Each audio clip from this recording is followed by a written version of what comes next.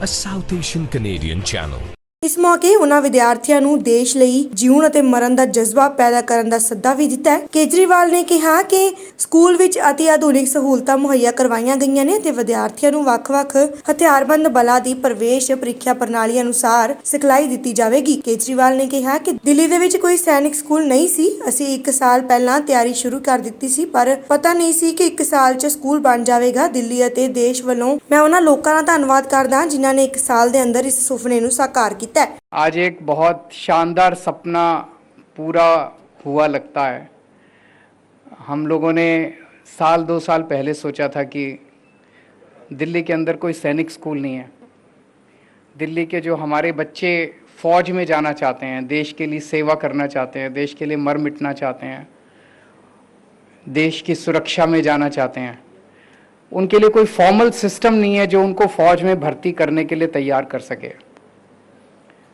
बहुत सारे बच्चे अपने से जाते थे, अपने से तैयारी करते थे, एनडीए की भी तैयारी करते थे, अलग अलग एंट्रेंस की तैयारी करते थे, लेकिन कोई फॉर्मल सिस्टम नहीं था जिसके ज़रिए बच्चे तैयारी कर सकें।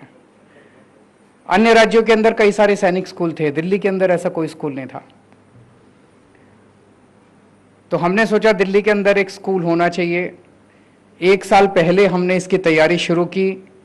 जब तैयारी शुरू की थी तो हमें उम्मीद नहीं थी कि 1 साल के अंदर ही बन के तैयार हो जाएगा और पहला बैच 1 साल के अंदर आ जाएगा। तो इसके पीछे जितने भी लोग लगे, बहुत लोगों ने इसके लिए मेहनत की, बहुत लोगों ने इसके लिए कोशिश की। उन सब लोगों को मैं तहे दिल से दिल्ली की ओर से और देश की ओर से बहुत बहुत बधाई देना चाहता हूं और शुक्रिया अदा करना चाहता हूं कि आज ये सपना सार्थक हुआ।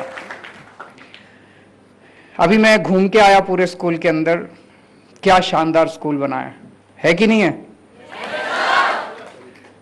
सो all of you are very proud कि आप पहला बैच हैं इस स्कूल के, जो इतना शानदार स्कूल सैनिक स्कूल बना है ये।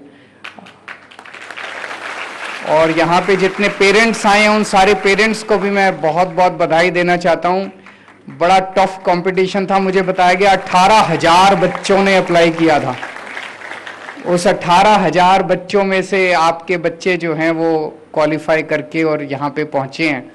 और जब इतना टफ कंपटीशन देके स्कूल में एडमिशन लिया है तो ऊपर वाले से गुजारिश करता हूँ और मुझे पूरी उम्मीद है कि आपके बच्चों का एनडीए में भी होगा और जहाँ जहाँ पेपर देंगे आगे वाले पेपर भी वो ज़रूर क्लियर करेंगे।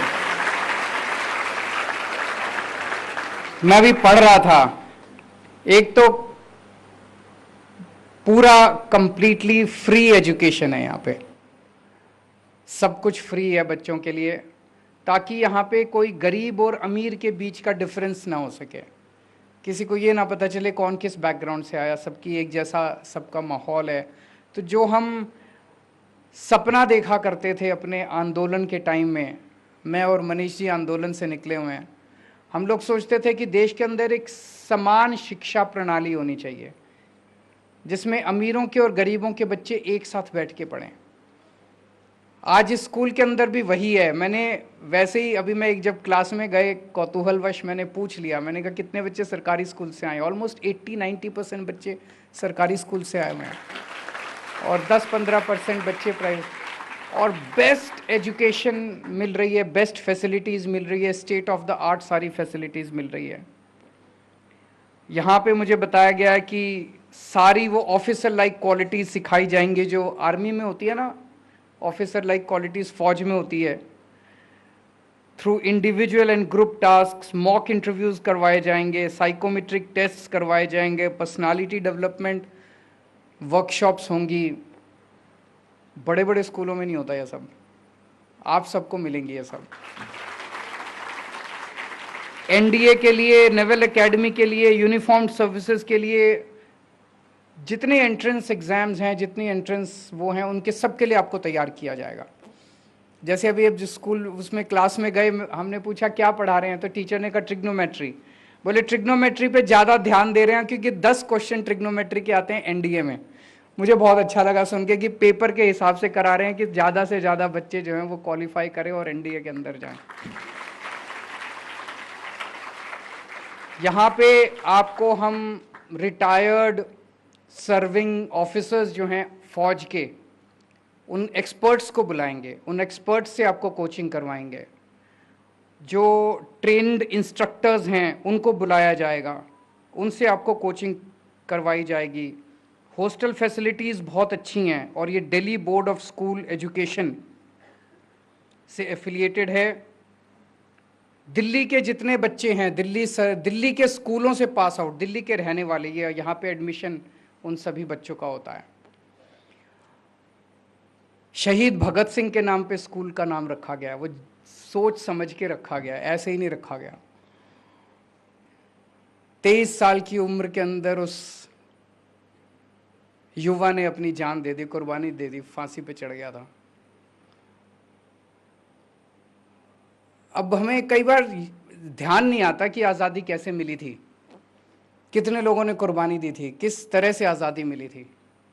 बहुत लोगों ने कुर्बानी दी थी। अब तो हम अपना 23 साल की उम्र में तो लड़के अपनी गर्लफ्रेंड ढूंढ रहे होते हैं, नौकरी ढूंढ रहे होते हैं। कौन देश के बारे में सोचता है 23 साल की उम्र में? तो शहीद आज़म भगत सिंह के नाम से इस स्कूल को इसीलिए रखा गया कि एक एक बच्चा जो इस स्कूल से निकल के जाए, वो देश के लिए मर मिटने का जज्बा लेके जाए, वो शहीद आज़म से इंस्पायर होकर बाहर निकले।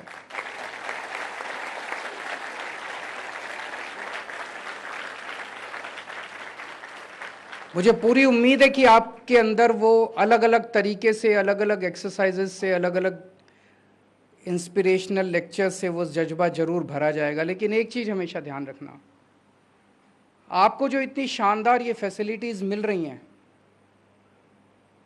इसके अंदर इस देश के गरीब से गरीब आदमी का भी योगदान है। ये आपको सरकार के टैक्स से ये सारी सुविधाएं मिल रही है। और कई बार जब हम आपस में बात करते हैं ना, तो लगता है यार देश में 130 करोड़ लोगों में से 4 करोड़ लोग ही टैक्स देते हैं, 5 करोड़ लोग ही टैक्स। इस देश का गरीब से गरीब आदमी भी टैक्स देता है। बाजार से जब वो आटा खरीदता है, पेंसिल खरीदता है, पेन खरीदता है, भिखारी भी जब बाजार से चावल या आटा खरीदता है, दाल खरीदता है, तो उसके ऊपर टैक्स लगता है, जीएसटी लगता है, एक्साइज ड्यूटी, तरह तरह के टैक्स लगते हैं। तो एक गरीब से गरीब आदमी भी टैक्स देता है। उस टैक्स के पैसे से सरकार चलती है, उस टैक्स के पैसे से आपका ये स्कूल चलता है। तो आपको बनाने में इस देश के गरीब से गरीब आदमी का योगदान है, उसको हमेशा याद रखना। कई बार एक घमंड आ जाता है, यार 18,000 बच्चों ने परीक्षा दी थी, मैं तो क्वालिफाई होके आया हूँ, मैं तो ये हूँ, मैं तो वो हूँ, एक घमंड आ जाता है। ये याद रखना कि आपकी इस पूरी पढ़ाई के अंदर इस देश का गरीब से गरीब आदमी कंट्रीब्यूट कर रहा है। यहाँ से पास आउट होके आपको उसका एहसान चुकाना है। ये तो हो गई ट्रांजैक्शनल बात। लेकिन एक कहा जाता है ना, you should not ask what your country has given you, you should ask what you have given to your country. अगर देश ने आपके लिए कुछ भी नहीं किया, भारत हमारी माता है, माँ के लिए, माँ से कभी ये थोड़ी पूछते हैं, माँ का तो प्यार होता है। तो हमारी माता के लिए, भारत माँ के लिए हमेशा सब कुछ न्यौछावर करने के लिए our entire life has to be dedicated towards that. मैं भी IIT खड़गपुर में पढ़ता था, 89 में पास आउट हुआ। जब मैं IIT में पढ़ता था, हमारी ट्यूशन फीस 30 रुपये होती थी, 30 रुपये महीना। IIT की पढ़ाई, वहाँ पे इतनी शानदार लैब्स होती थी, इतनी शानदार फैसिलिटीज़ होती थी, इतना शानदार कैंपस था हमारा IIT में। 30 रुपये महीने में तो वो पढ़ाई नहीं हो सकती ना। इसका मतलब देश मेरे लिए कितना कुछ कर रहा था। उसी टाइम सोचा था हम लोगों ने कि कई बच्चे बाहर चले गए, विदेश चले गए, विदेश जाके सेटल हो गए। कई लोग जब आप उनसे बात करो, वो कहते हैं यार भारत में क्या रखा है, सारे सिस्टम खराब हैं। A South Asian Canadian channel.